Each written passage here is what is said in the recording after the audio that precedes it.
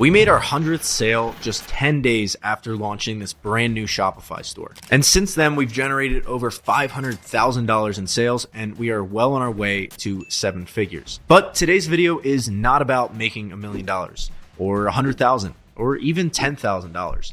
It's about something much harder. It's about making your first 100 sales on Shopify. And this is not the conventional wisdom of just optimize your store, install this app, and good things will start magically happening. Are you kidding me? This is grounded in real world experience, the things that actually will drive your first 100 sales, which, plot twist, it's not actually anything in your Shopify store. Stick around to the end to see what I mean. So how do you generate your first 100 sales on Shopify? First off, we start by using a really helpful frame that completely changed the way that I looked at Shopify and optimizing my site and driving sales in general. And that frame is pretty basic. It's just picture your Shopify store as if it were a physical brick and mortar shop. Just actually visualize that for a second and then picture what would that experience look like. Now, it's very easy for us to start to throw out descriptions like what a good brick and mortar store would look like or what it would have. But more specifically, think about a brick and mortar store that is packed with people, that is crowded, that has people up and down all of the aisles. People are checking out left and right. What does that store look like? And then think of a store that has nobody in it, a literal ghost town. They have all the products on the shelves. The top selling store is selling apparel. What's the difference? Is it the height of their shelves? Is it the lighting in the store? Is it the carpet on the ground? Most likely it's not. Far more likely that it is something else that's driving the people to the store. And that thing is the niche and the product and the brand reputation. Now, it's a lot of big buzzwords, so let's break it down in simple terms. Number one, and this is the biggest thing, we're not going in reverse descending order, is choosing the right niche to be serving with your store and then having the right products that people are actually interested in. I can't tell you how many times when I was getting started, I would have a new store with some products that I thought were good, and then I wouldn't get any sales. And so how did I spend my time fixing that problem? I would start tweaking with like little apps and widgets and stuff that were like adding like a little different color button on the site, and that was making no difference at all. When what I actually should have been doing was reevaluating the market that I was serving and the products that I was putting in front of those people. Because 9 times out of 10, the reason that your store is not getting any sales is not because of the way your site looks or any of that like normal stuff. It is because you're either chose the wrong audience or you are giving them products that they're just not that into. And if you have bad products in front of a bad audience, it doesn't matter if you have the most optimized website in the world, I can guarantee you still will never get any sales. But then if you take a crappy site that's not that optimized, but you have amazing products that is in front of an audience that absolutely loves them and an audience that is inclined to buy, that has money, you're going to get people clicking to your site and they're going to be far more likely to buy regardless of what your site looks like. I know it's hard to remember the people we used to be.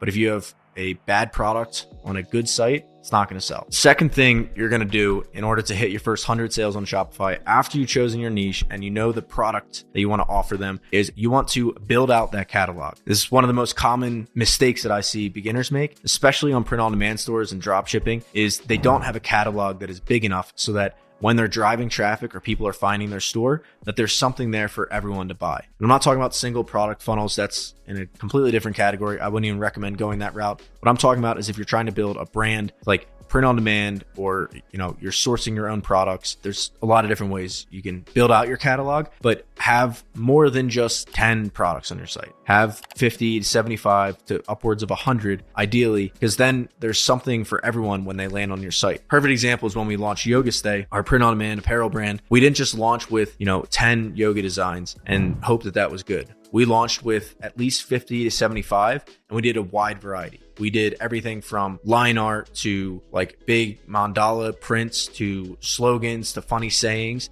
We had a wide variety so that there was something for everybody when they hit our site.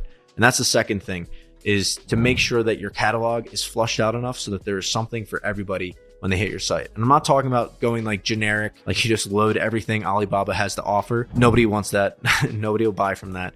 It has to be like well thought out catalog expansion. It can't just be random crap like linked from Oberlo type of deal. It has to be a well thought out expansion. And keep in mind that the products that you're putting up on your site, it is not for you. Unless you are your exact target demographic, don't run it through the filter of, would I like this thing? Would I buy it? Because if you're not in your audience, then that would make no sense as a filter. That's just like inaccurate analysis. You want to make sure that you're running through the filter of, is this something the market wants? By doing market research, see what the best sellers are on Amazon, Etsy, Pinterest, Redbubble, all those different sites, see what types of designs are selling, what types of products, and then take those best practices to create your own products. And the third and final step, after you know that you have the right niche, you have a good product catalog, and you have a very basic Shopify store, which literally the Dawn theme out of the box is good enough. You can follow the dropshipping training that I have over here, which shows you like how to set up like the right colors and stuff. But honestly, once you get through that, don't do anything else. You don't need anything else on your store to get your first 100 sales.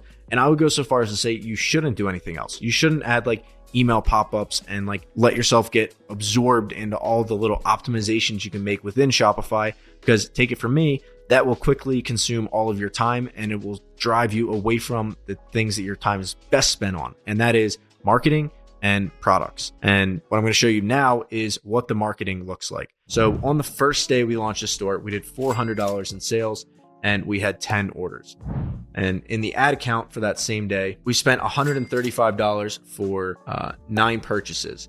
And on this day, what I was looking at initially was to make sure that we were getting decent cost per clicks and things weren't drastically expensive. If they were crazy expensive, I would have run my ads for like another day or two. And if I still didn't see any good signs, like cost per clicks in a good range, then I would have abandoned ship, started up a new store, chosen a new niche, and just pivoted very quickly. I wouldn't have like got my identity attached to the store and, gotten all upset about it. So we had $135 spent on the first day.